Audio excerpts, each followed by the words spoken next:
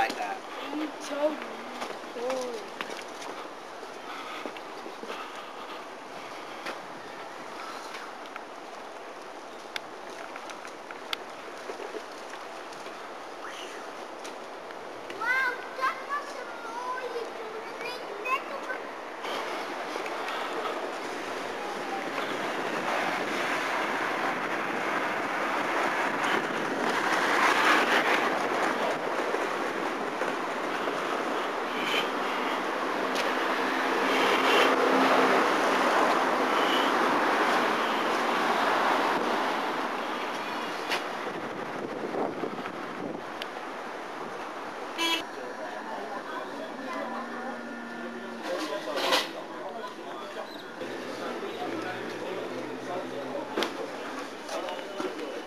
Kogo.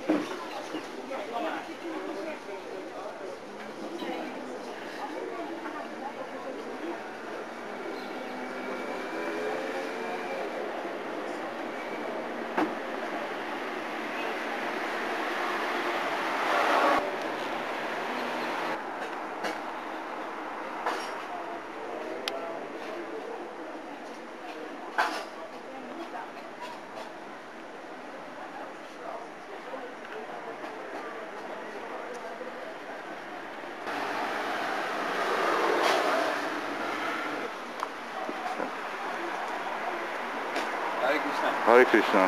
Oh, mijn naam is Hans Avatar en ik woon hier in de tempel van Hare Krishna. En dat is voor een jaar ongeveer. Ik ben monnik al 12 jaar. Ik heb in een klooster gewoond in België, het klooster van Hare Krishna. En ik werd gevraagd om hier betrokken te zijn bij ons centrum in Amsterdam. Om er wat van te proberen te maken. Zo, dus dit is onze tempel. Ik weet niet of je nog naar binnen gaat om een beetje te filmen. Je kan filmen binnen. En hier vinden onze dagelijkse activiteiten plaats. Vandaag is het zondag, dus er zijn zondagsfeesten. Ik schat dat er zo'n 45 mensen zijn, 50 mensen. En we zijn aan het einde van ons zondagsfeest, dus dat betekent dat er een vegetarische maaltijd geserveerd wordt aan iedereen. Dan we hebben gehad een lezing over de filosofie een beetje, over de filosofie van Krishna bewustzijn. En we leren dus over God, over onze relatie met God. En over hoe we terug kunnen gaan naar de spirituele wereld, waar we oorspronkelijk vandaan komen. Dus er is over filosofie gesproken, er is een verering gedaan op het altaar. Al het voedsel wordt geofferd, wat nu verspreid wordt, wat uitgedeeld wordt. En we hebben muziek gemaakt, traditionele Indiase muziek. Dus elke zondag is het programma vanaf 4 uur. En het loopt door. Het is nu 7 uur denk ik, het is 7:30. Dus tot 1 uur of 8 loopt dat programma door. Dat is elke zondag. En dan voor de rest hebben we hier onze dagelijkse activiteiten. Zoals iedereen waarschijnlijk wel zal weten zijn we Hare Krishna's. Dus we chanten elke dag op een gebedssnoer. Hare Krishna, Hare Krishna, Krishna Krishna, Hare Hare. Hare Rama, Hare Rama, Rama Rama, Hare Hare. En dat doen we voor 2 uur lang. 2 uur in de ochtend op een dag. Dus dat is onze meditatie. En dan hebben we ook nog bepaalde gebeden die we doen, bepaalde verering, een bepaalde altaardienst vindt er plaats, zeg maar. Elke ochtend staan we om 4:30 op, of om 4 uur eigenlijk. 4:30 begint dat, in de ochtend. Elke dag hebben we dat programma en dat duurt tot 1 uur of 8:30. Dan gaan we aan het ontbijt. En dan in de avond komen we weer samen. En het is om 6 uur. En dan hebben we weer een avonddienst. Dus dat zijn onze dagelijkse dingen. Dat wat ik doe hier, ik doe een beetje administratie en ik vereer de Murtis. Dat zijn de beeldjes die je op het altaar hebt kunnen zien staan. En ik verspreid boeken. Boeken over de filosofie van het Krishna bewustzijn.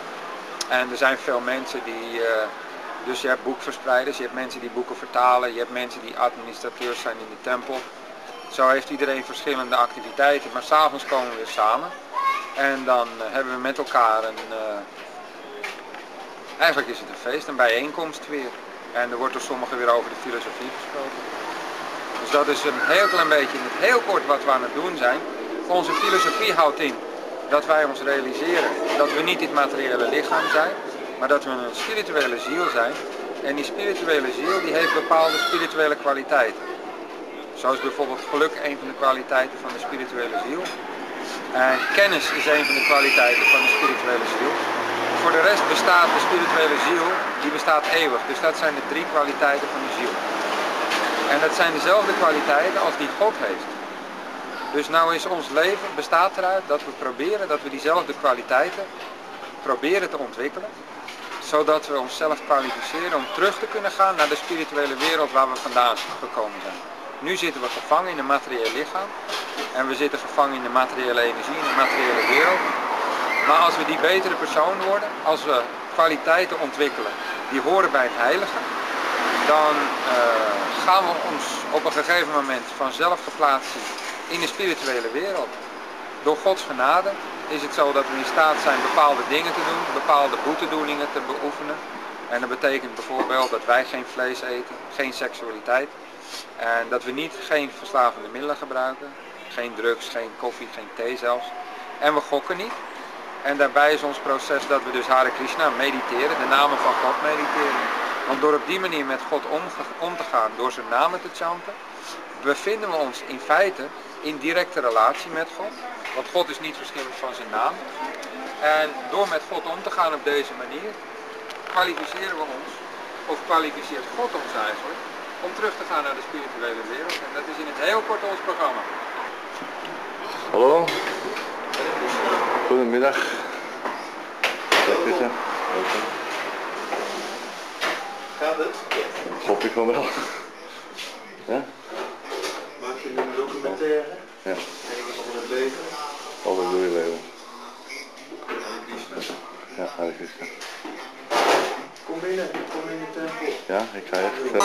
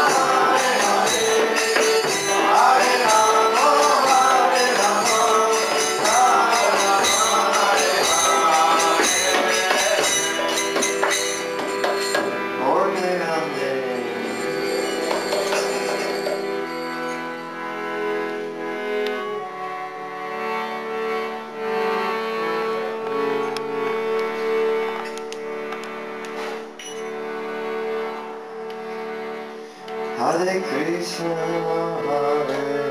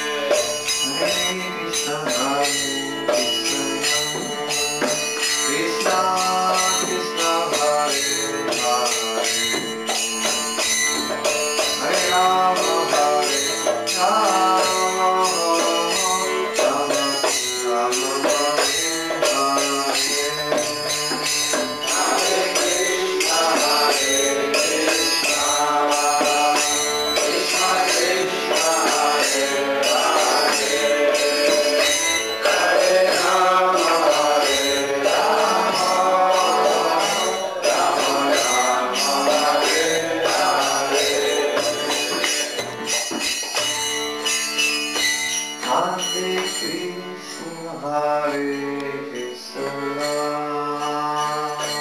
Krishna Krishna, Hare Hare, Hare Rama, Hare Rama, Rama Rama, Hare Hare, Hare Krishna, Hare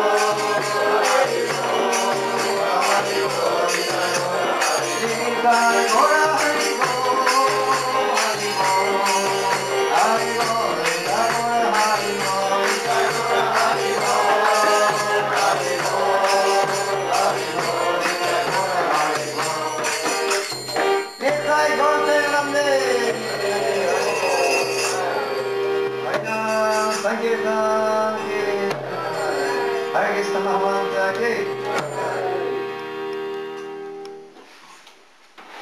Hare Krishna. Van harte welkom. Randa Sarup. Welkom.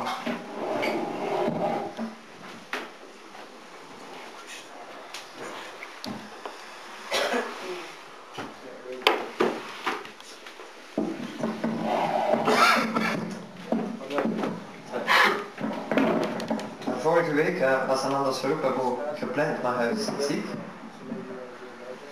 Ja.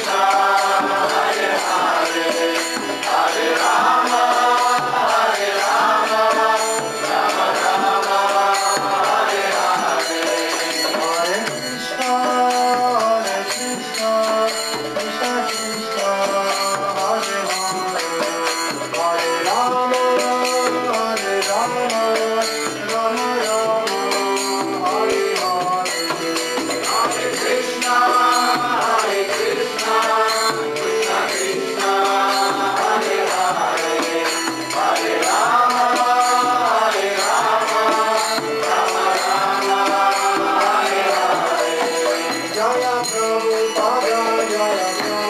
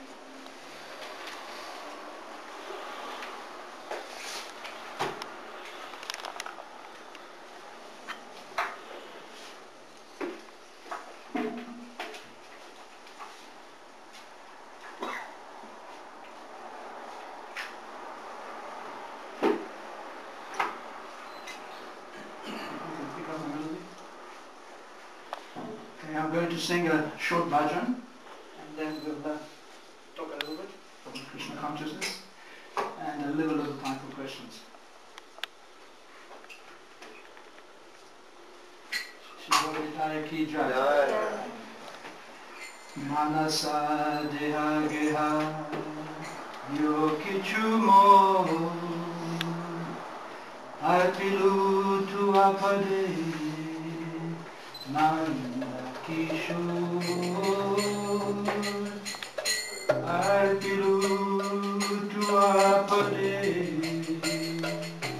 nanda kishore Manasa deha geha yo kichumo arpilu tu apade nanda kishore arpilu tu apade nanda kishore Sampade vipade jivane marane dai mama gila gopad marane dai maya gila gopad marane. Can't you play? I'll show you. Can you play?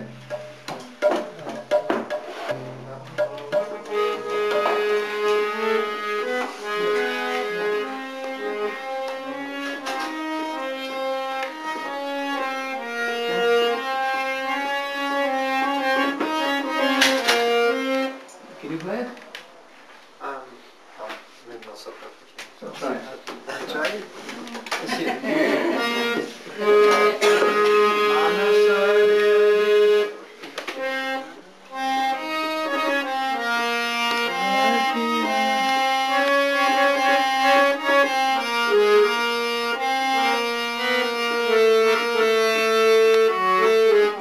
This one. Try. I thought you could play. Soms zing ik. Ja, dit is het. Marovi Rakovi Joy Chatar Maya Dasa Prati Tu Adhikar Nitya Dasa Prati Tu Adhikar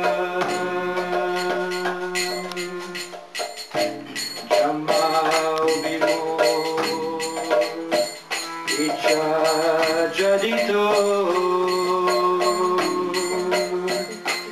Pakata Griye Jani Jama Almo Pakati Griya Jani Jama Almo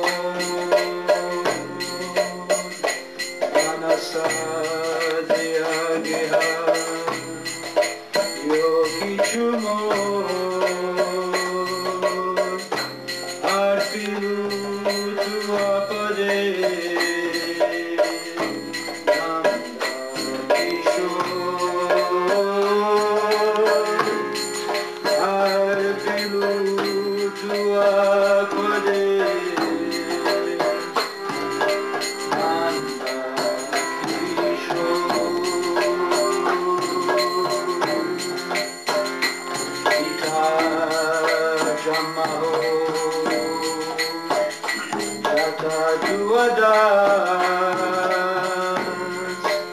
Bahir Mukha Brahma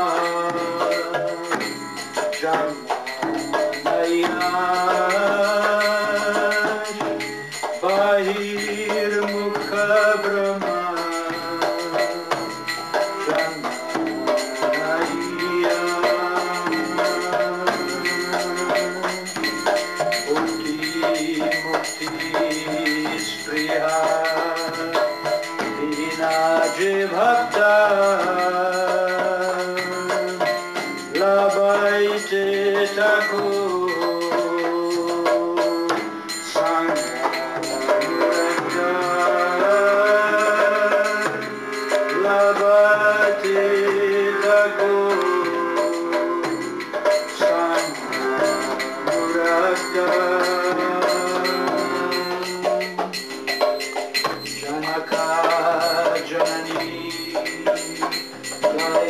Tatanaya Prabhu Gurupati Sarvamora Prabhu Gurupati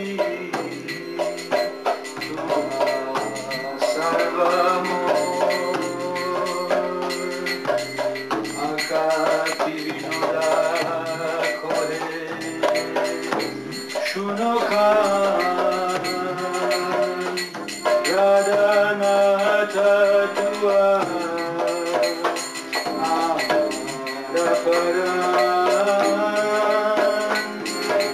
Radhanata Tua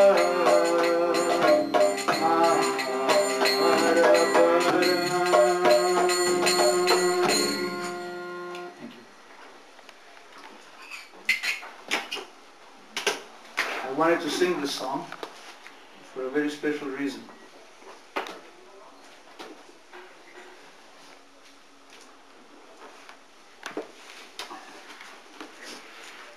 Because this song explains the process how to practice spiritual life. I think what we all hear is because we want to know how to make solutions to the problems of life.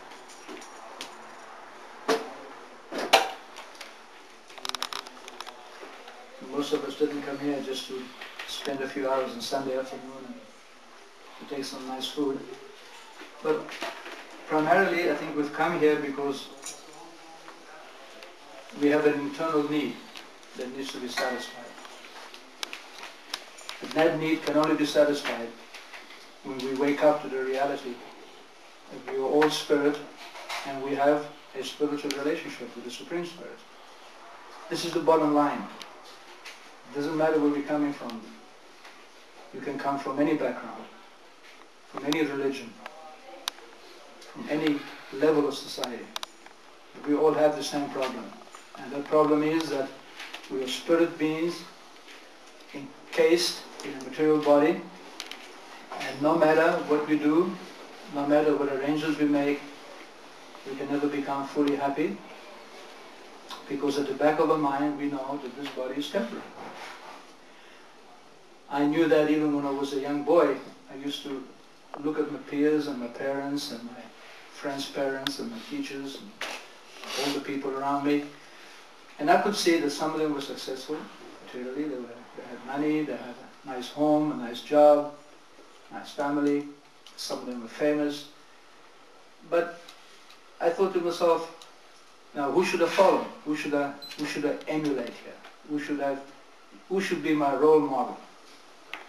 And as I looked at everyone, I thought to myself, well, no matter which role model I pick, I might become an engineer or a doctor or a businessman or a musician or an actor or a military man, so many things, so many choices. In the end, I thought to myself, it's all going to be finished. We're all going to die. That's it, over and done with. Then I thought, what's the use? It's as if you go to a gambling casino and you begin to gamble, and they say, okay, you can win as much as you like, but before you leave the casino, we'll take it all away from you again.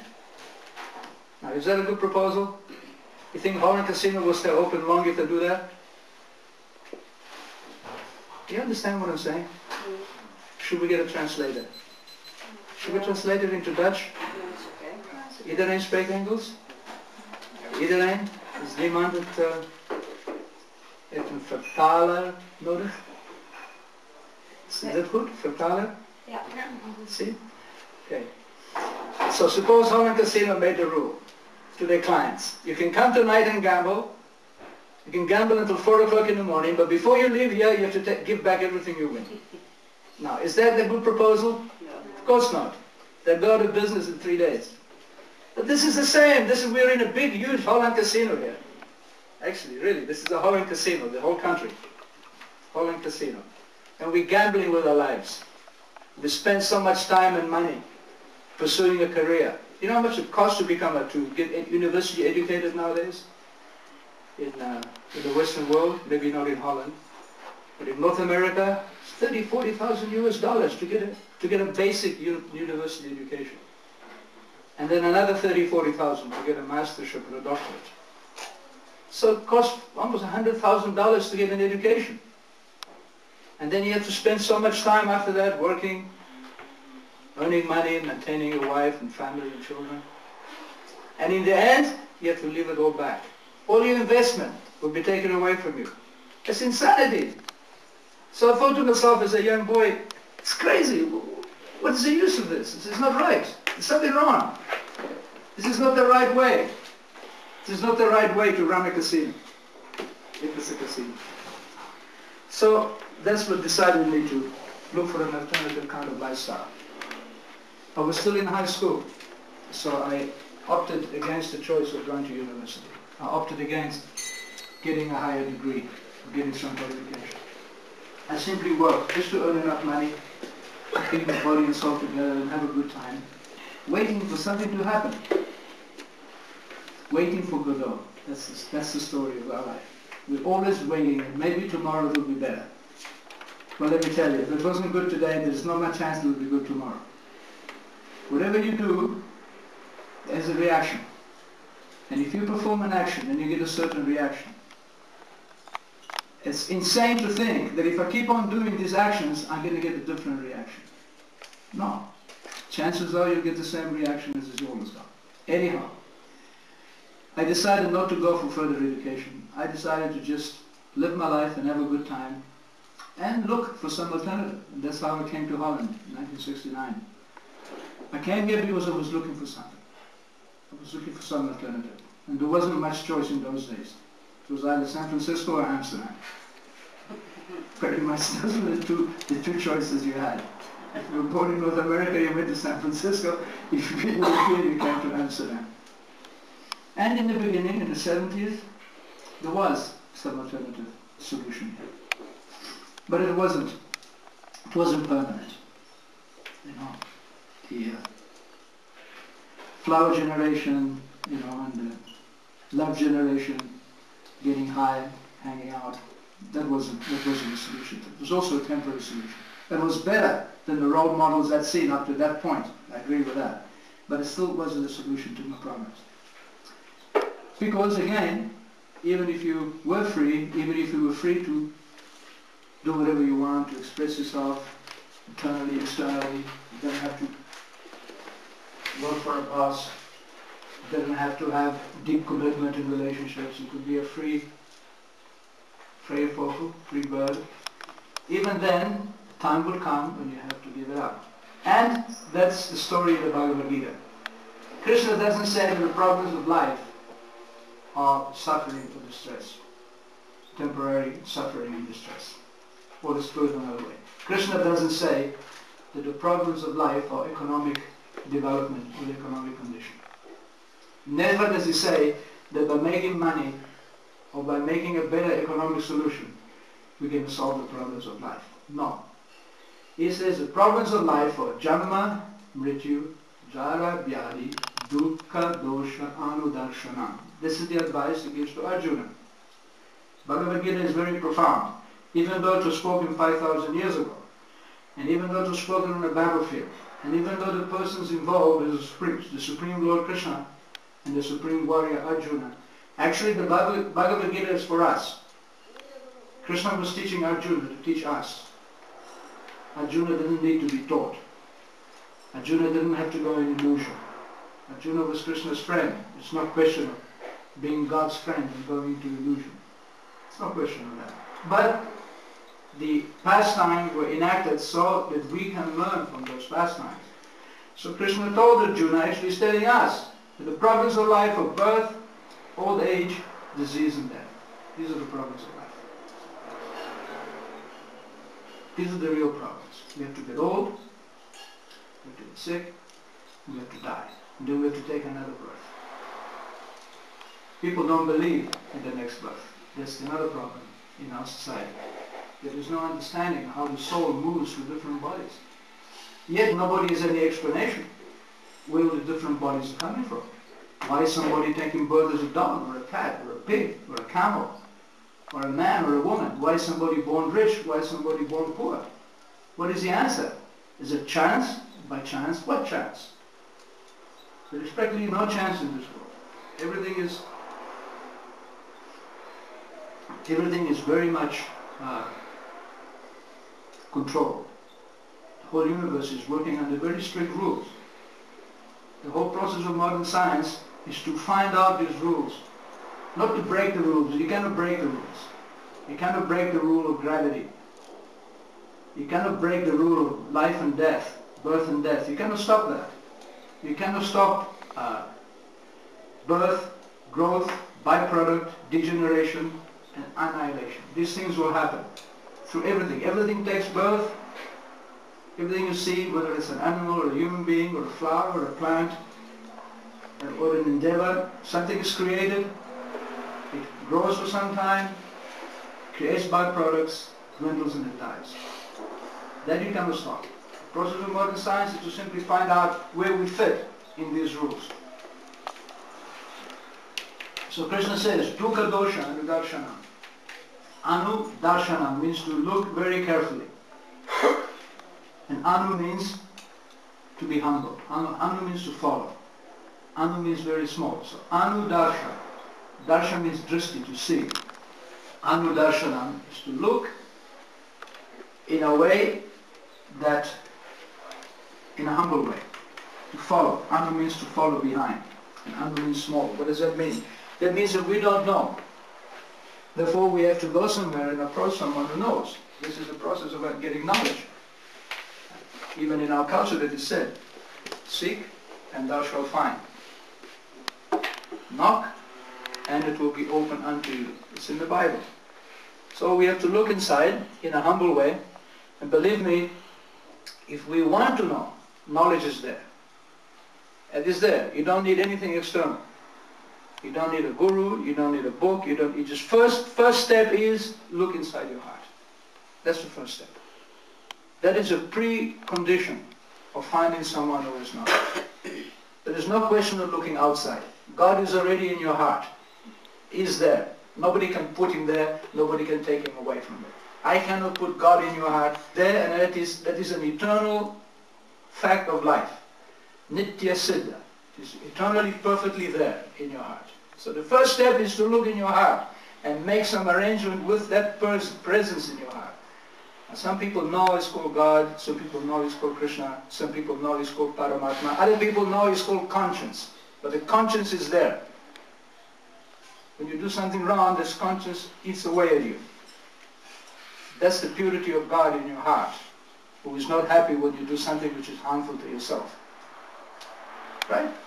If you're a father or a mother of a child, and the child is doing something harmful to himself, it's going to hurt you. He's going to feel it. So God is in our heart. He's our Supreme Father. He loves us very much. When He sees that we do something which is hurtful to us, He suffers. You feel it, and that's called your conscience. Everybody knows that. Doesn't matter where you're coming from. Somebody's living on the moon, he'll have a conscience too. So, first step is to look at this conscience and say, alright, how do I make some progress? How do I solve the problems of life? And in your heart, the external arrangements will be made by God, automatically. That conscience, that presence, was called the super soul. We are the soul, the Atma. And next to us, the conscience is called Param Atma. The super soul, it is just like two birds sitting in a tree. The two birds sitting in a tree. One bird is eating the fruit of the tree. And sometimes the fruit is sweet. And the bird is enjoying the taste of the sweet fruit. Sometimes the fruit is bitter. And the bird is suffering the bitterness of the fruit. So he's eating sweet and bitter. He's enjoying and suffering. One bird. The other bird is a witness. He doesn't eat. He simply watches his friend, the bird, eating the sweet fruit and the bitter fruit. And he's simply waiting for this bird to turn his head and say, oh, you're my friend. This is Paramatma. This is the witnessing bird. And Atma, that's us, the eating bird. We are eating in this material world, and sometimes it's sweet. Most of the time it's bitter. That's a fact. And in the end it will be better because we have to leave it all behind. So the process is to turn our face. This isn't the Upanishad, this verse about the two birds. And Krishna says, Sarvasya chaham hridhi sanivishto matta smritir jnanam upanam cha. I am in your heart, I'm in the heart of everyone, and I give you knowledge, forgetfulness, and remembrance, according to how you desire. We can do nothing. Even the physical activities that we do, subtle and gross, thinking, feeling, willing, these are the subtle activities, and gross activities, eating, sleeping, mating, defending, moving, these all activities are done by the power of the energy of God. We don't have any energy to do that. For example, I may be able to turn the pages of this book, okay? But the power of turning the pages of these books is not within me, because if my hand becomes paralyzed, then I can't turn these pages anymore. Much as I want to, I may want to turn the page, but if the hand is paralyzed, it's paralyzed, beyond my control. Does that make sense? Okay, so who is giving me this power? It's not within my jurisdiction, because if it becomes paralyzed, I can't take care of it. So that is the power of God. He is, according to I may desire to turn the page, and He gives me the energy to be able to do it. So sense is there, and is in control of everything that happens. The first step in spiritual life is to turn our face toward Him and say, okay, how do I make some progress? How do I make some advancement? How do I get some knowledge? That is the first step. Then automatically, He will give us knowledge. He says, that is in our heart, He's giving us knowledge, forgetfulness, matta smriti jnanam upanam cha, evam anukampartam, aham ajnana jam tamaha nashayami atma bhavastu jnanadipena bhashvataha. Jnana Dipa means the light of knowledge. So Krishna says, sitting in your heart, out of compassion for you, with the light of knowledge, I destroyed the darkness of ignorance. This is the process. Very simple process. Requires no PhD to understand. Even a child can understand this process. And this is what Krishna consciousness is all about. It's not about Hinduism. It's not about dhoti, kurta, or anything like that. It's about the eternal process in the heart. Everything you see, the dhoti, the tilak, the didi, the prasadam, that is simply to help that process of change of the heart. In fact, when one becomes very, very advanced in Krishna consciousness, he doesn't need any of this. He doesn't need didi, he doesn't need a temple, he doesn't need a dhoti or a kurta. He needs nothing because he's got God in his heart. If he knows that, it's all over. That's called liberation. But until we get to that point, we require this. And we require this association. Because it's not an overnight thing. It's not that you can become God conscious overnight, but the process of purifying ourselves from the propensity to be in ignorance is very, very, it's time consuming. It takes time. It doesn't happen immediately. Because the soul is eternal. And we've been in these material bodies from time immemorial. And because of that, from time immemorial, we've become addicted to material life. And we've created so many actions or reactions. And all these actions and reactions have to be slowly, slowly purified. And this is why we require a temple, a church, or a priest, or a guru, all these things, so we can make progress. But ultimately, it's all happening right there within the heart. Now, why did I sing this song? I sang this song because I just came from India. I just spent a few weeks in India. And on my way back from India, I stopped in Dubai. I spent a week there. And I've been to Dubai many times in the past, so I have a lot of friends there, a lot of devotees. And there's no temple like this here. There's no ISKCON temple there. The devotees, they work and they meet every Friday and they have a program like this in their homes. And the process of making advances in spiritual life is to not to give up what they're doing, not to give up their work, or their profession or their family situation. The process is how to bring Krishna inside their situation. In other words, there's two ways that you can start in your journey of Krishna consciousness. One way is to become a devotee in the temple, like I did, and like some of these devotees you see here, we did many years ago, I did many years ago.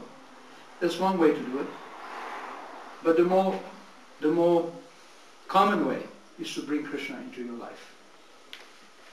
Because not everybody can simply give up everything and come into the temple. It may not be practical.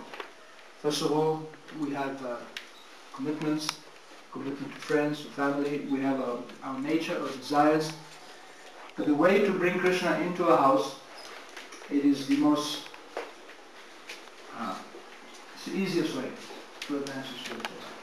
And Chaitanya Mahaprabhu used to teach that you don't give up your particular situation, but you put Krishna in the center of it. Just like within this body. Can I give up this body? Right? Suppose I don't like this body, I want some other kind of body. Is that possible? Suppose I want to become a woman. Is that possible? Not really. Not really. Not really. I can imitate, but not really. Suppose I want to be black. Not possible. Suppose a black man wants to be white. It's not possible. The body you have, you cannot get rid of it. You have to deal with it. So similarly, from the body, there is an expansion from the body. There is your house, your job, your profession, your friends. It's very difficult to get rid of these things. It's almost impossible. Arjuna was a warrior. He was a fighter in the Bhagavad Gita. Suddenly he didn't want to fight. Then Krishna tell him, okay, doesn't matter, become a sadhu. That was his proposal to Krishna. That why should I fight? Why should I kill people? These are my relatives, my friends. They may be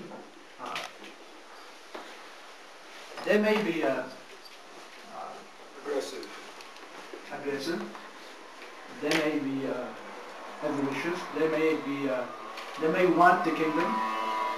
But it doesn't mean that I have to also have the same desires. Let them have it. Well, okay, I'm not attached. Let them be. Why should I kill them? But Krishna didn't accept that. He told him that you're a warrior. You've been trained since childhood to fight. You're a prince. You're a warrior prince. That's your job. Your family are the rulers of this kingdom. You've been cheated out of this kingdom. Without having a kingdom, you cannot fulfill your mission of life. He didn't tell him become a sadhu, go to the forest. He told him fight. But there was a condition. In other words, he told him don't give up what you're naturally inclined to do, which was to fight. Since childhood, Arjuna was a fighter. He spent all his life acquiring weapons, acquiring skills of the martial arts. That was his job. That's what he lived for. It was his nature. Kshatriyas, they have certain qualities. Tejo, Tritiya, Daksham, Juddhachapya Palayanam, Sauryam. Sauryam means they are very, they stand out in a crowd. A warrior, a Kshatriya, by nature is a leader among people. You'll see that he takes leadership. Dhriti, he is very fixed. For his leadership and for his honor, he will not be corrupted. Daksham, expert. Juddhachapya Palayanam, very courageous, doesn't run away from battle. Dhanam, very generous. Like that, the quality of a Kshatriya was very much present in the personality of Arjuna. And Krishna told him, you cannot get away from this quality even if you want to. So don't try to imitate somebody else. You fight, because that's what you have to do. But, there's a condition. Fight and remember me, Krishna said. Mad anushmara yuddhacha. Thinking of me, you may fight. My arpitam no buddhi. If you offer this fighting to me, then you will become free from all material contamination.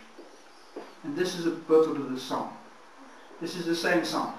Now we are living in a different time to the time when Krishna and Arjuna spoke on the battlefield of Kurukshetra. There is no such division of caste as there was in those days. The different varnas, Brahmana, intellectual, Kshatriya, warrior, Vaishya, mercantile man, Shudra, working class. These four classes are all mixed up now. Now it is Kalo, Shudra, Sambhavam. We are all born with a mixture of classes. We are all born without any proper samskara, without any proper purification, without any proper pedigree, breeding. There is no breeding now. Everybody is born almost by accident. There is no proper, nobody is following the Vedic system of society. There is no training for people to be intellectuals, to be brahmanas. So, because of that, better we stay in whatever situation we're in, but we put Krishna in the middle. And this is explained by Thakur Bhaktivinoda in this song. Now we are living at home. So how should we think? Now we have a house, we have a job, most of you are married, you have children. So how should you feel within your environment of your house? How should you act? How can you bring Krishna in your house? What's the process? Process is manasa deha geha yo kichumor artulutu apade nandakisho. You simply sit down and you look inside your heart and you pray to God, you pray to Krishna and you say, Dear Krishna, manasa, my mind, deha, my body, geha, my house, yo kichumor, whatever else I have, arpilum tu apade. I'm simply offering it to you. Nanda Kishore is the name of Krishna. This is the first step. You pray to God and you say to Him, whatever I have in my house, whatever is here, I'm simply offering it to you. You should see it like that. Whatever you have, actually nothing belongs to you, everything belongs to God. Even if you acquired your material goods by your own work, hard work and talents, that work and talent and that energy comes from God. After all, we were born with nothing. So, Bhaktivinoda Thakur, he was a householder, so he prayed to Krishna that my house, my mind, my body, whatever I have, I simply offer it to you. Then, sampade, vipade, jivane marane, daya maya gela tuo pada bhava. That sampade means in prosperity, and vipade means in distress. Jivane marane, in life or death, daya mama gela, all my problems have simply disappeared to pada bharane, since I've taken shelter of the Lord's feet. This is the great, this is the payoff, this is the result of surrendering to Krishna in your heart. The result is that Krishna reciprocates. And how does he reciprocate? By taking away all your miseries. You become happy. Your happiness is no longer dependent on the material situation. Your happiness simply comes from inside the heart. It is there. And when you get that happiness, everything external becomes meaningless. The external situation is not so important. Daya mama. Daya means problems. Mama means mind. So daya mama gela is gone. Tuo pada bharane. At the moment that I surrender to you. This is the prayer that Bhaktivinoda, because Bhaktivinoda was a householder, just like most of us. He had a house to maintain, he had a job to maintain, family to maintain. But this is the process he adopted to come close to God. Put him in the center of your life. Marubi, Rakubi, Jo Ichati. My dear Krishna, my dear Lord, you should pray to him and say, Marubi, if you want to kill me, that's okay. Rakubi, you want to protect me, that's okay too. Jo Ichatahar, whatever you want. Nitya Dasa Pratitu Arika. Why? How can you say to God, you can kill me, you can protect me? It's up to you. How can you say that? On what basis do we say that? On the basis, Nitya Dasa Prati, that we are His eternal servants. On that basis. God is our Supreme Master and we are His eternal servants. So, that.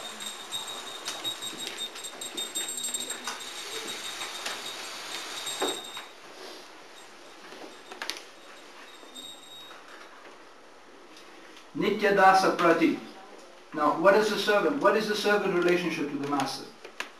Whatever the master wants, the servant accepts. So that faith we can develop in God. That we accept to be His servants, whatever He wants. Whether He wants us to be prosperous or not, whether He wants to keep us alive or kill us, that's up to Him. This is the attitude of someone who surrendered to God. He has enough faith that whatever God decides for me, that will be for my own good. After all, we're not surrendering to some temporary partner. No, we're surrendering to some temporary government official. No, we're surrendering to anything which is material, which comes and goes. We're surrendering to God, to the Supreme Personality of God, to someone who has unlimited power, unlimited knowledge, who is all-perfect, omniscient, is all-knowing, who is adokshaja, never falls down, cannot be understood by any material activities. We are surrendering to the greatest of the great, therefore let Him protect us or kill us. Who cares? He will take care of us. We are surrendering to someone who is competent to accept our surrender. It's a lot better than surrendering to some temporary partner who is not at all competent to accept our surrender. Not at all competent. Or surrendering to some material situation which is not at all permanent, not at all. These things are called, the things that people surrender to, apart from God, are called Atma Shainyeshu. The soldiers of the soul, the soldiers of the living entity. What's the problem with this? These are the, we are all locked in a struggle, life and death struggle, okay? Don't look at me like that. It's a fact. We're all going to die. Because we're all going to die, that means we are locked in a life and death struggle. There's no other way to understand it. Okay? So we are locked in a life and death struggle. Now we're trying to protect ourselves. We don't want death to come just quite not now. Wait, maybe tomorrow. Next year. Right? We don't want death to come now. Nor do we want to suffer. So we have to defend ourselves because we're being attacked by the unknown. That we could die tomorrow. Yeah. We fall off the seat right now and die. So we have to protect ourselves. And how do we protect ourselves? With soldiers. Usually, people hire soldiers to protect themselves. These are called Atma Shainyeshu in Sanskrit. The soldiers of the soul. The soldiers of the living entity. What's the problem with these soldiers? They are asatsu. They are temporary. Our fighting soldiers are not equipped to fight against the enemy that we have, which is the enemy of illusion. Actually, the verse begins by defining what is our attachment, which is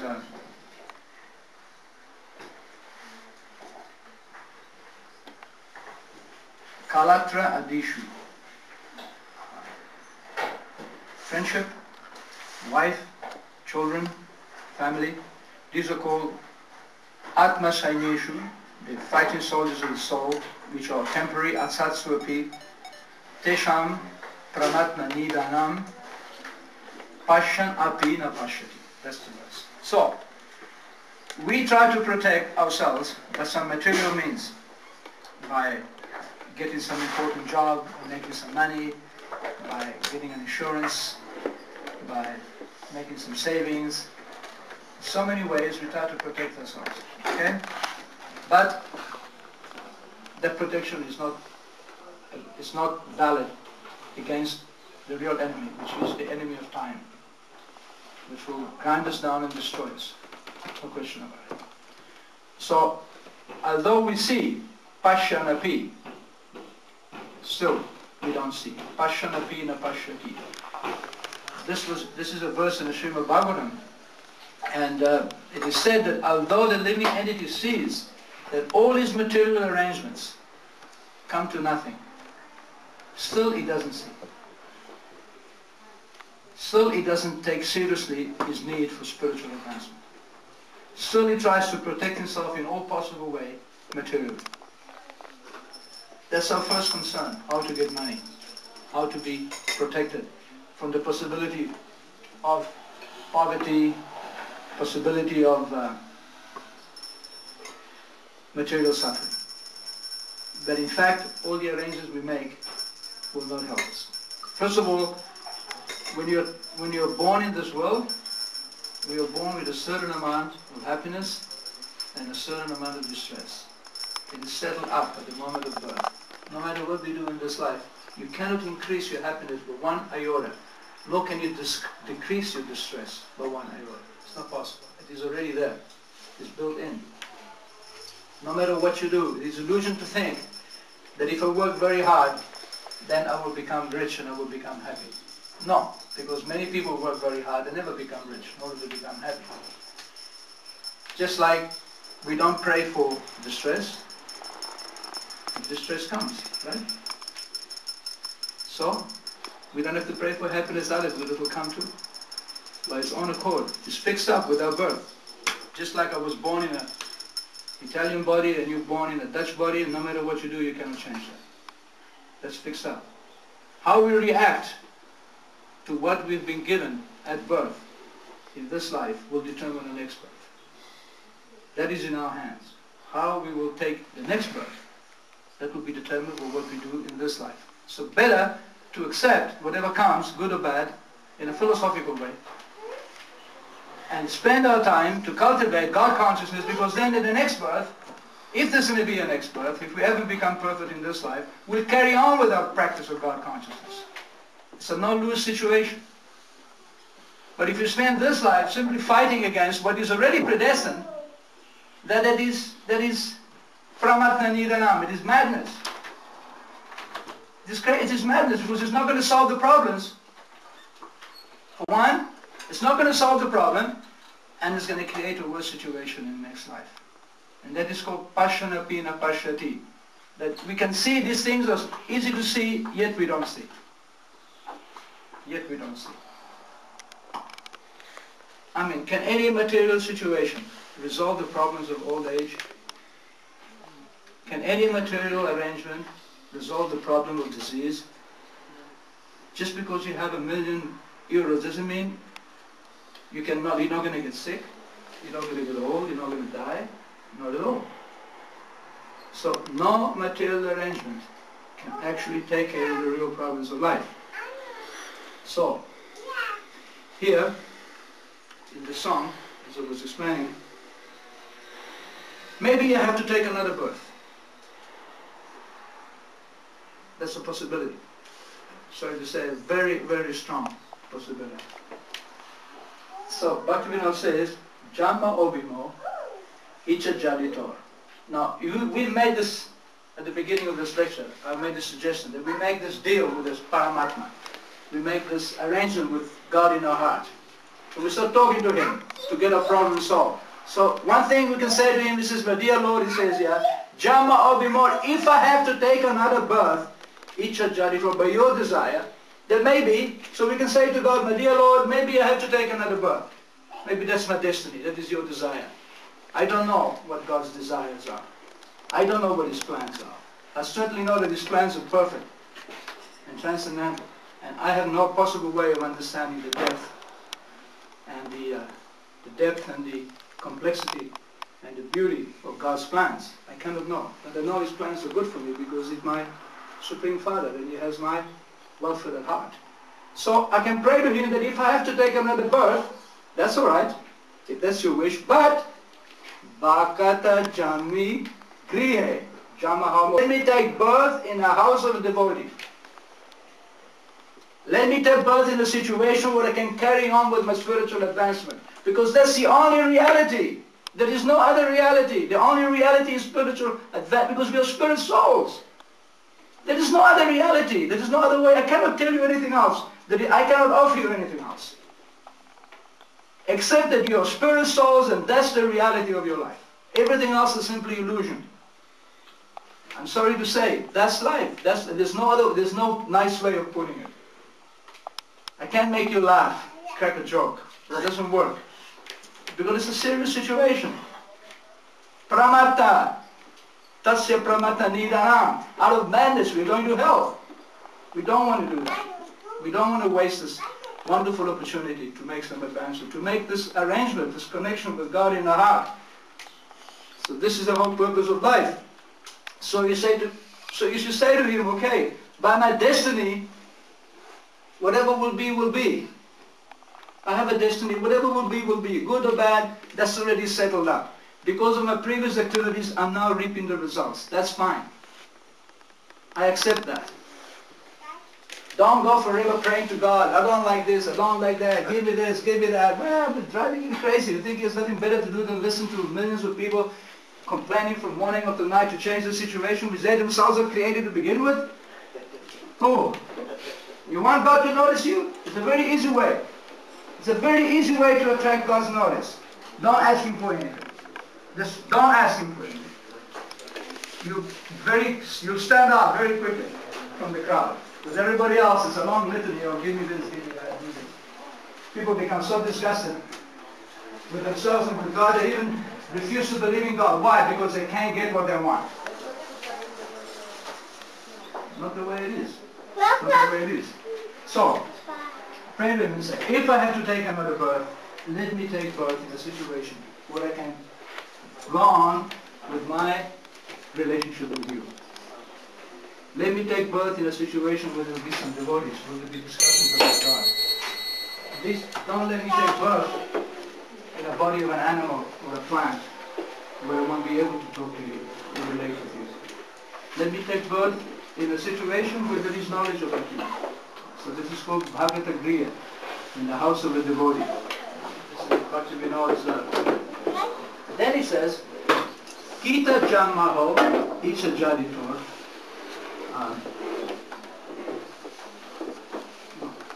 Kita Janmaho Jata Tuadas. Bhaktivinoda says, I don't mind taking birth even as an animal. Kita means an insect. But you put a condition. As long as I am your servant. Because actually there is nothing to prevent even an animal to be God conscious. We don't know. We don't know what an animal is thinking. God is also in the heart of that animal. So if God wants to communicate with that animal, it's quite alright. It's perfectly acceptable. It's just not for us to understand. We don't know. So Bhaktivinoda says, okay, maybe I'll take birth as an insect. I don't mind, but I want to be with the devotee. That's the condition. Bhair Mukha Brahma Jamanai Ash. Otherwise, I don't want to take birth even as low Brahma. What to speak of any other material birth. I don't want to take birth as the topmost living entity in this universe if I'm not your devotee. So this is the conversation we have to initiate within our heart. This is what we have to do. I can't, for the life of me, I don't have the words or the power to communicate that strongly enough to you. And if there's anything you do, if there's anything that I can say to make you continue or initiate this conversation between you and Krishna within your heart, that is the best that I can possibly give. The best gift that I can give. Anybody can do. And in the 60 odd years of my life, it's the best thing that I've done. So now we can have a few questions. There's a few more verses, but I'll leave it for you to read the song. It's called Manasa Deyagaya. Mind, body and house. Bhaktivinoda Thakur. So, this is how I feel. How important it is. This dialogue between you and Krishna. So how do you feel about that? Who has anything to share about this? You know, sometimes if you share your own dialogue with Krishna, that inspires others. And then Krishna becomes happy with you, and then your dialogue becomes even more significant. So don't be shy. Yes, come on. Very true, very true in that. I share your views. Thank you for sharing that with us. No problem. Very precious gift that we realize our purpose in life. Certainly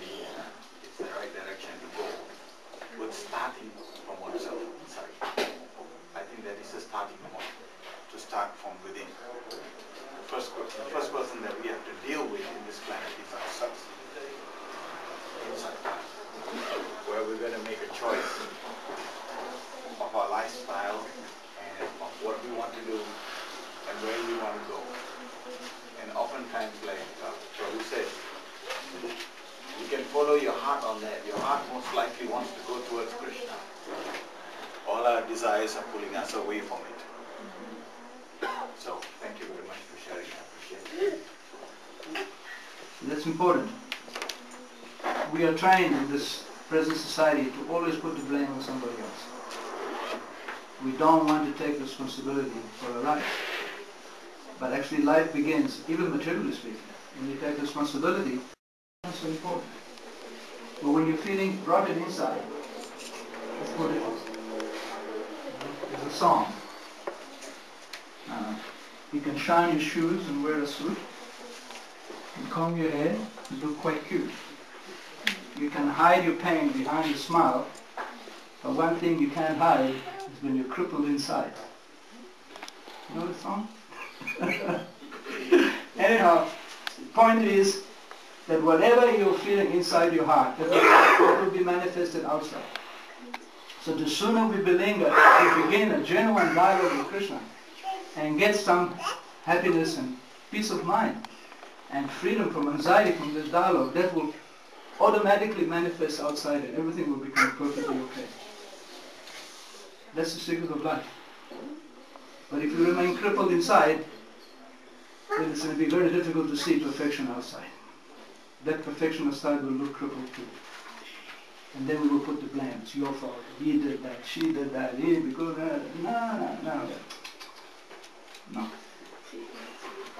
no. Krishna is perfect. If something goes wrong, you've got to be perfectly sure that you have had a hand in it. And why should a perfect judge punish you for something you haven't done? Maybe in the material world you can be accused of something and be innocent and get wrongly accused and imprisoned. That can happen in the material plane. But when you're dealing with God, that's not possible. It's absolutely not possible. So by beginning the dialogue, we also begin to take responsibility for anything that may not be right in our lives. And taking responsibility for our lives is the beginning of reality, it's the beginning of sanity. Avoiding responsibility means insanity. So, as Prabhu said here, first step is go inside.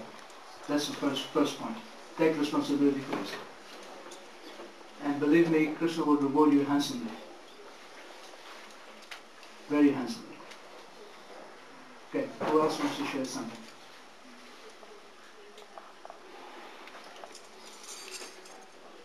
Yes, Mati. As you just say that here in this material world, the judge can make a mistake, Yes. but even it's not possible because apparently maybe, but on the higher platform, this person also not innocent because maybe in previous life before he will get what he deserves. It only apparently looks that he's innocent. Yes, just like Bhaktivinoda says here. That if I have to take another birth, Jama Obimor, Icha Jaditor, by your desire, if I have to take another birth, then let me be born in the house of a devotee. And I will take birth as an insect, Kita Jamaho, Jatatu, as long as I'm your servant. Bahir Mukha Brahma, Jamanai Ash. I'm not interested in any other birth, how exalted it may be, if I'm not your servant. So we can pray to God and say, yes, I may have screwed up for so many births and done so many bad things, so many things which are counterproductive to my happiness. That's fine, and I may have so many reactions still coming. I can understand that, my dear Krishna, so it doesn't matter. If because of that, by your desire, by your disposition, I have to take another birth, that's fine. But, so you cannot pray to God to suddenly magically wipe away everything. That's not so powerful because you put your hand in the fire, you got burnt. It's a bit late to pray. You have to pray before. Once you got your hand in the fire and you got burnt and you have to suffer something, it doesn't matter. You can go to the best doctor. Yeah, but it's still going to burn. You can't do anything about that. But you can at least say, don't put me in a situation where I won't put my hand in this fire again. And that means Kita Brahmaho Jatatu Adas. Let me be born as your servant. Let me not forget that.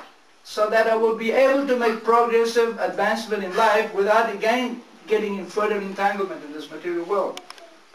Now that Krishna will do for you, because it's the only way out. It's the only solution to the problem, is to take shelter of Krishna, take shelter of God. That is the solution to the problem. By taking shelter of Him, we can slowly become free from this material entanglement. And and the whole process of creation is meant to bring us to this point, so it's a very natural prayer. And Krishna will be very happy to satisfy that prayer, because it's what He wants you to do, because you're His beloved creature. We are all His beloved child. We are all His beloved children. He wants us to become free from this illusion.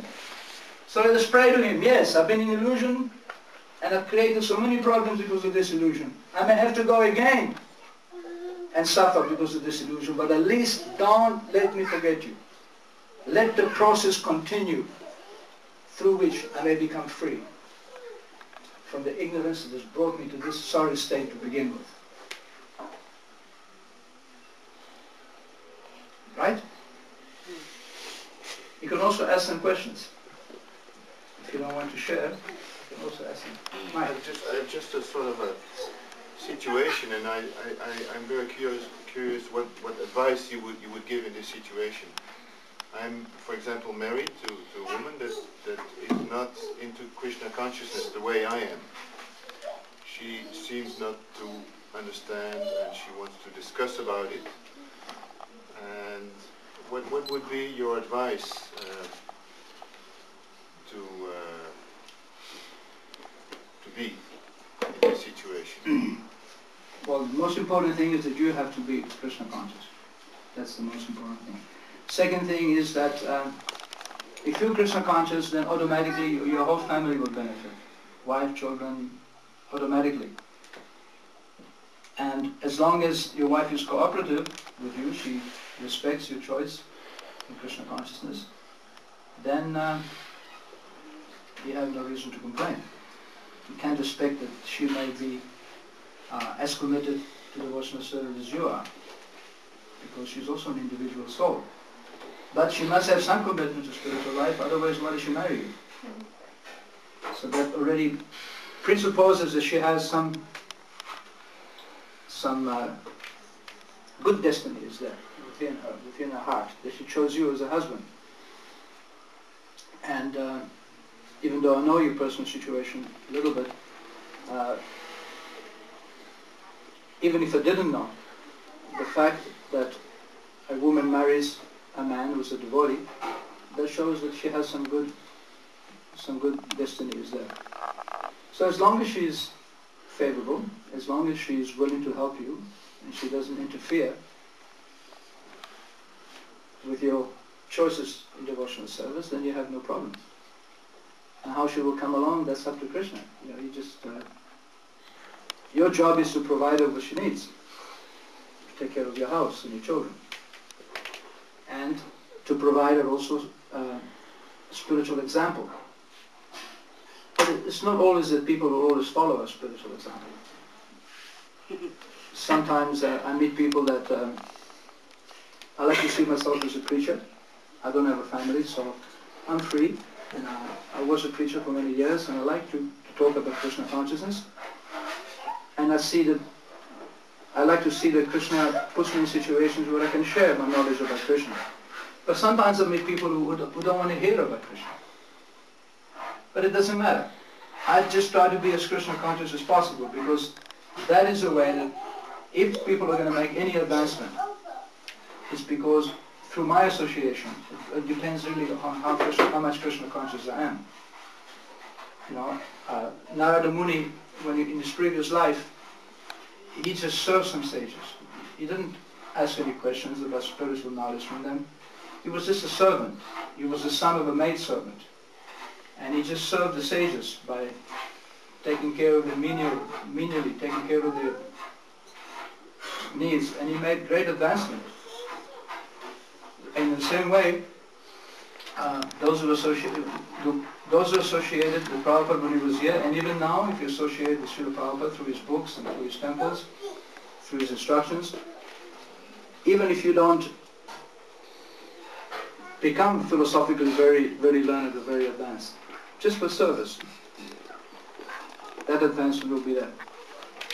So when when you're Krishna conscious, then automatically by that association, your wife will become Krishna conscious. That's the advice I can give you. Any other questions?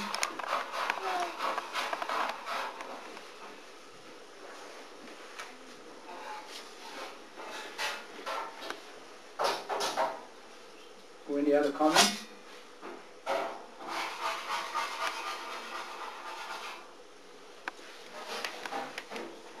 Here in the song, Bhaktivinoda calls Krishna Janaka Janani Daita Tanaya. That, my dear Krishna, you're my father, my mother. Janaka means father, Janani means mother, Daita means beloved, and Tanaya means son.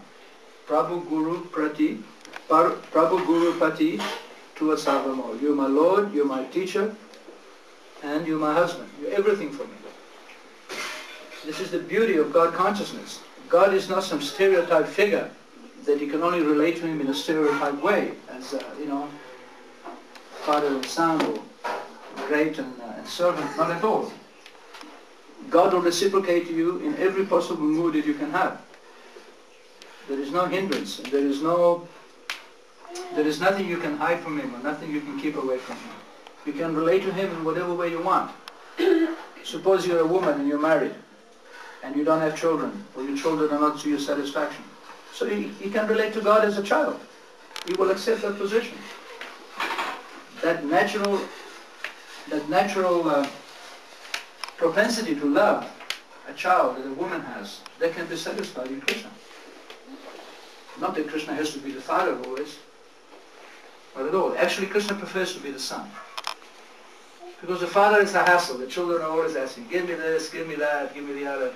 So, he's not so keen on that. He's already giving everything. But if he's the child, then you have to take care of him. God will become your child, and he will take care of and he will accept your service and your love and your affection. So if you have a propensity for that, you can satisfy it in that way. You're frustrated in love, make Krishna your lover. You can be the greatest lover you could possibly wish to have. He can be your husband, he can be your lover, whatever you want. Father, mother, Krishna will be anything for you. He will reciprocate. In this way, there is no hindrance. There is no haituki apratyaha. There doesn't have to be a reason, it doesn't have to be any impediment. There is no impediment. There's absolutely no impediment. God will reciprocate with us perfectly in whatever way we want. And he never stops being the Supreme Personality of Godhead, no matter how you relate to him. Like the story when Yashoda Mai, she accused Krishna that you've been eating mud, you've been eating earth. So show me your face, open your mouth, let me see. So Krishna opened his mouth, and she looked inside and she saw the whole universe is inside his mouth. So Krishna said, see mommy, not just a little earth, the whole universe I can eat. So that's Krishna. He's not limited in any way. He can, but he is only limited in one way. He's limited in the sense that he's created us, he's given us independence, and he wants our love. He simply wants our devotion. He wants our affection. And that is the one thing he doesn't have. So our constitutional position, the reason we've been created is to help Krishna increase his loving propensity, to help Krishna enjoy his loving mood. And by doing that, our own loving mood will become completely satisfied. What we're always searching for and thirsting for is there, right within our heart, within Krishna. It's unlimited. Unlimited happiness. It doesn't come to any, there is no end to it. Ramante yogino anante. The one who connects with Krishna, a yogi, he enjoys unlimitedly. Don't we want unlimited happiness? Isn't that what we want? So, you think you can get it here in a limited place? Is it possible to get unlimited happiness in a limited situation? Of course not. The only way you can get unlimited happiness is to go to the unlimited. And how how can the limited reach the unlimited? You have to take a blind leap of faith. You have to make the step. You have to really say to Krishna, all right, from today I'm yours, and today you're mine. Now, let's begin again.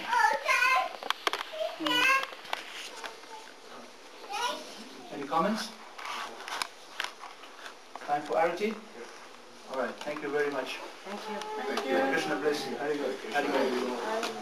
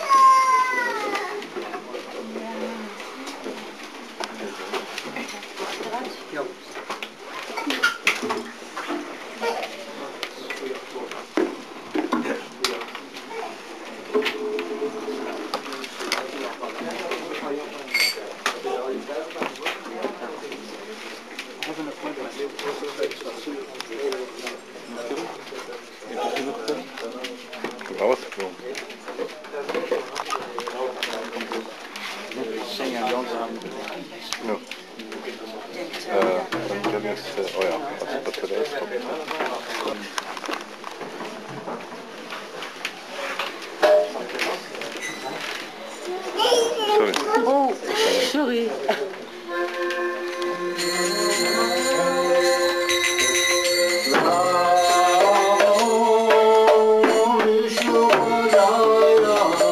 Krishna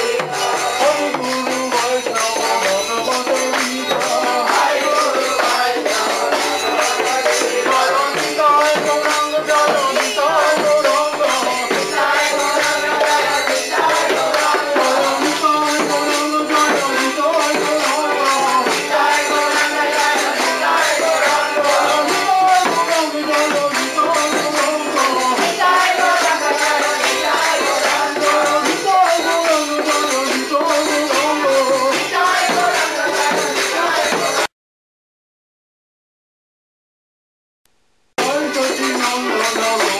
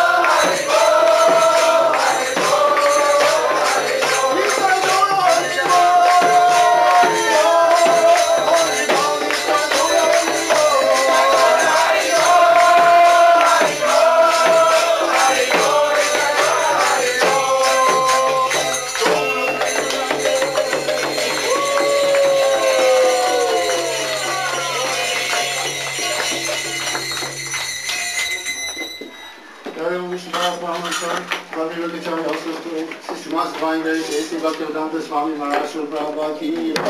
Not good to Vaishnava ki. ISKCON BBT founder Prabhupada ki. Praise the Lord Sri Krishna Chaitanya Prabhu Chananda Sri Bhaktivedanta Sri Gaur Bhaktivedanta ki. Sri Hare Krishna Gaur Gopinath Shamukha Radhakam Giri Govardhan ki.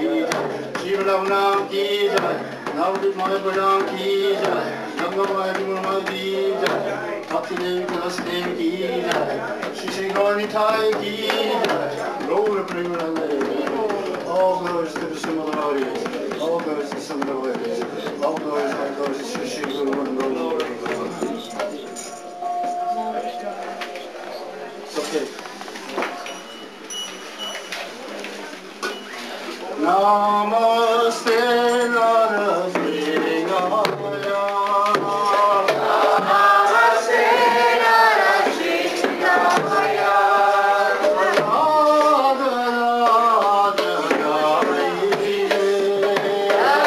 Hare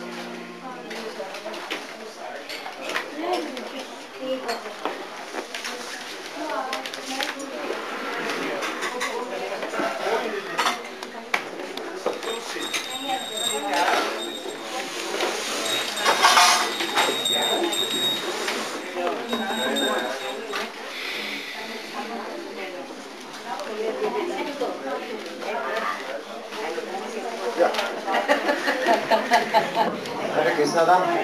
Dat is nu Bhagavad Prasadam. Sarira, Sarira, Vijaja, Sarira, Tarikala, Jire Pide Visaya Sagore, Araye Divayati, Lokamo Sudunati, Sakitagati Samsare, Krishna Varadoyamo, Koi Vai Jivato, Sampasana Villava, Seyano Ittapa, Tata Krishna Gunaga, Krishna Koshitananitai, Dharma Yudanitai, Srila Prabhupada Kitai, Hare Krishna, Hare Krishna, Krishna Krishna, Hare Hare, Krishna Krishna, Hare Rama, Hare Rama, Rama Rama, Hare Hare, Hare Krishna, Hare Krishna, Krishna Krishna, Hare Hare, Hare Rama, Hare Rama, Rama Rama, Hare Hare, Hare Krishna, Hare Krishna, Krishna Krishna, Hare Hare, Hare Rama, Hare Rama, Rama Rama, Hare Hare. Bhagavad Prasadam ki, Srila Prabhupada ki. Haribol.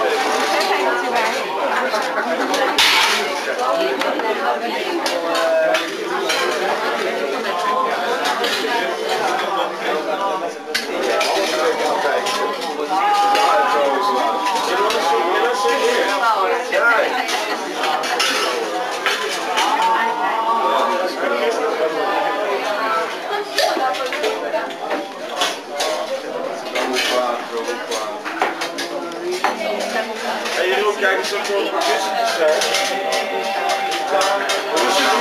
Kussentjes, ja.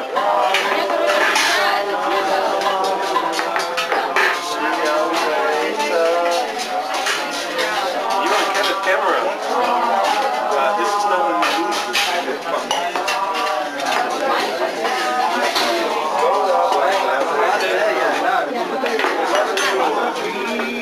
Still sending you zingen, hè? Ja, dat is zo. Ik maak wel een bordje voor je.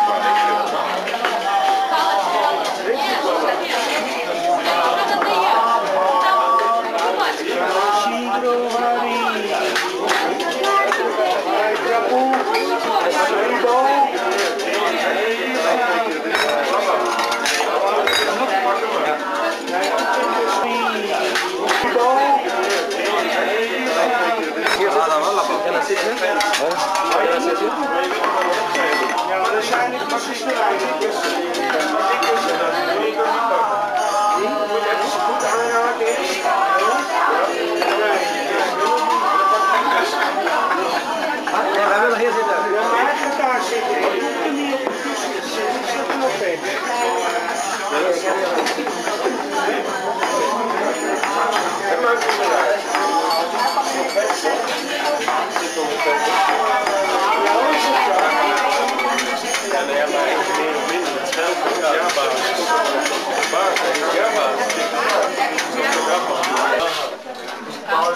Je blijft hier gewoon staan en u gaat eten.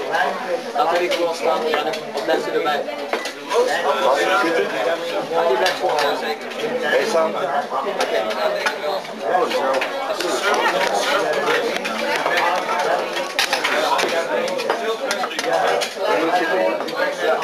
Oké, geen probleem.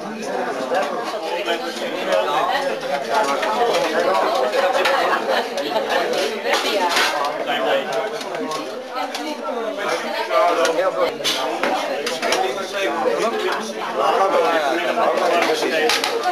Maar als het, ja, dan ga je volgende zondag kan je middags weinig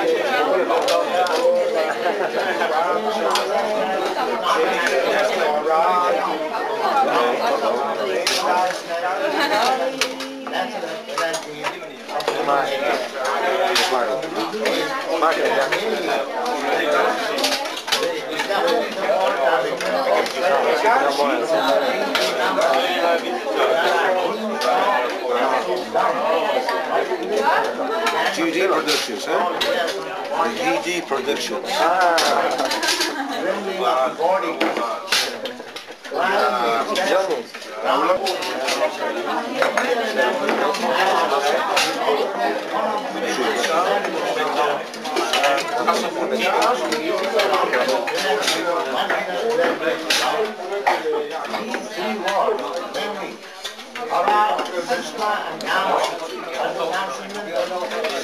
Ik zag net jullie e-mailtje. Ja? Ik heb het net nog maar net gezien. Oké. Dat doen we wel mee, dus is het daar.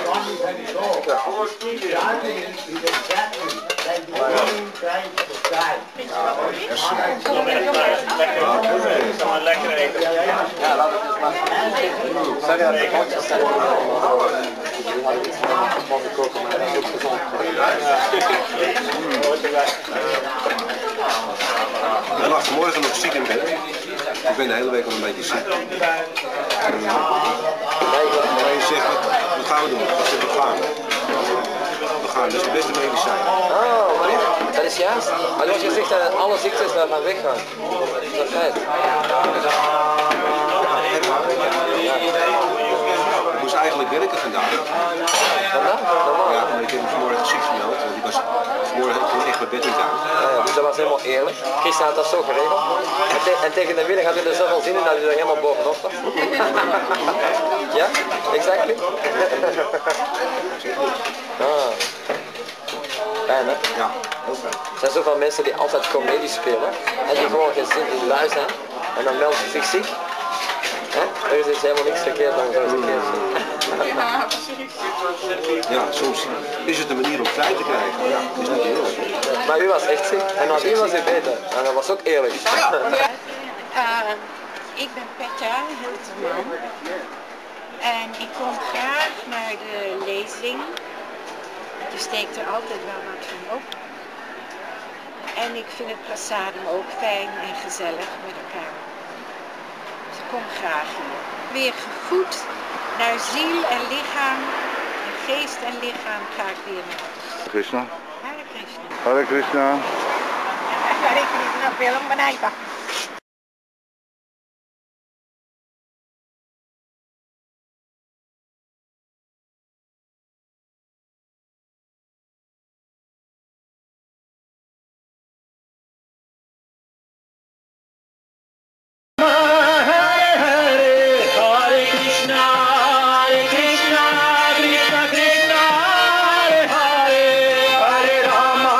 Hare Rama, Rama Rama,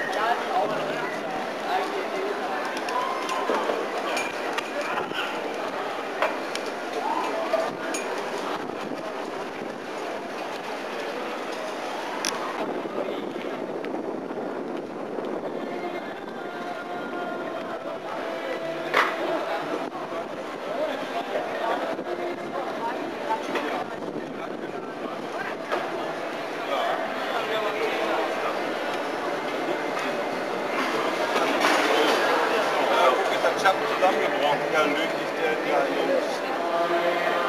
Hare Krishna.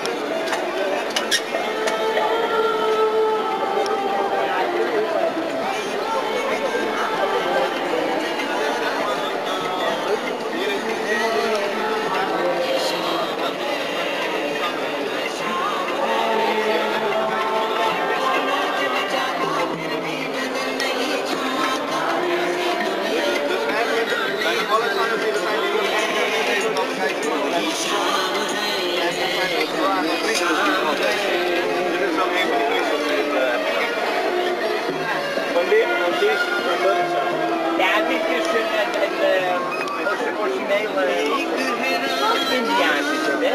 Ja,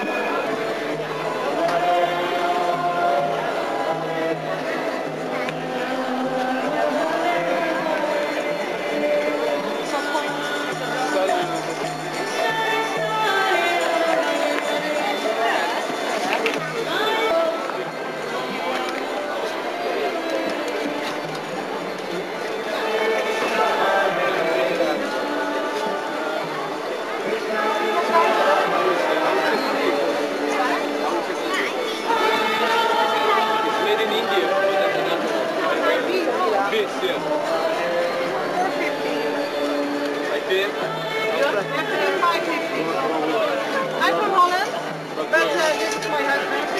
We are from Hare Krishna. Hare Krishna, you know? What's the meaning of this one? No, The yellow one. The yellow one. Oh, that means The red that, one I know. Is this holy clay from the Ganga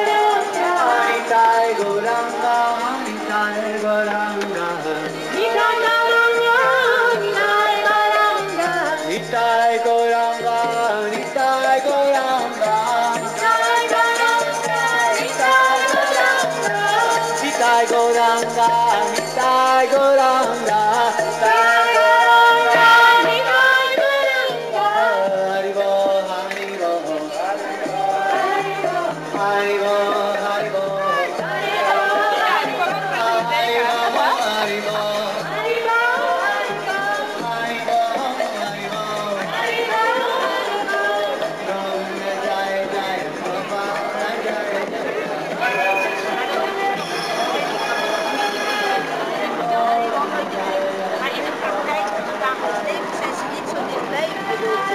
Dat is wat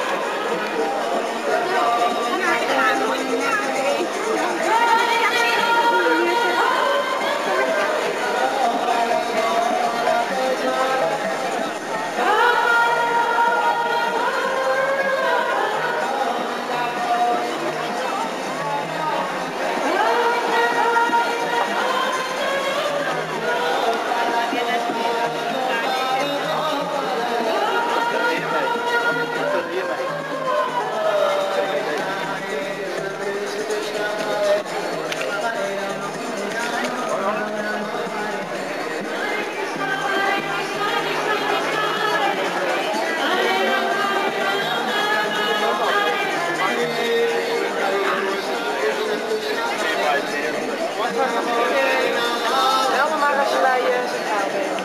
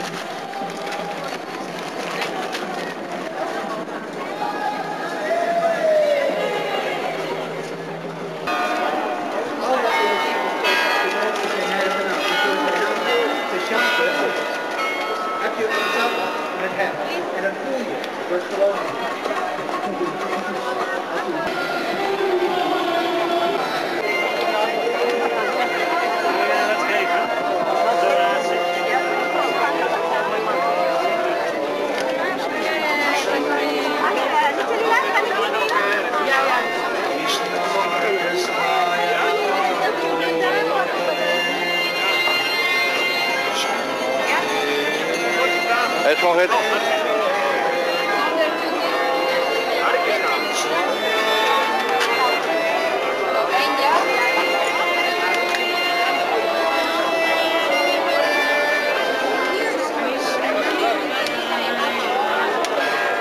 Sorry, mag je langs?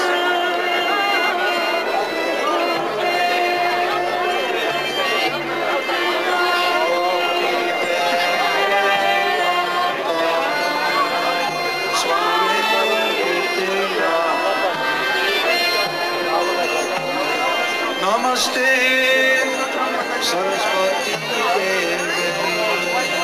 Gaura Bhani Pracharine, Nirvishesha,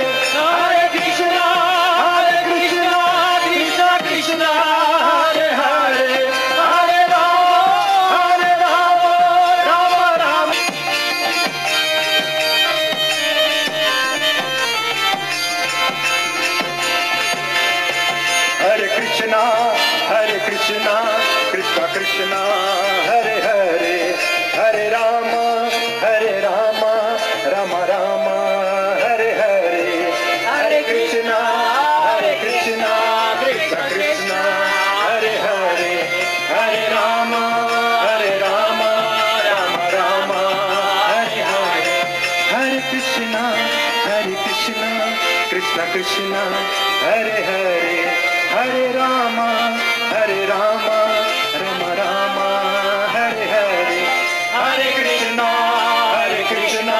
Krishna Krishna, Hare Hare, Hare Rama, Rama Rama, Hare Hare, Hare Krishna, Krishna Krishna, Hare Hare, Hare Rama, Rama Rama, Hare Hare, Hare Krishna, Krishna Krishna, Hare Hare,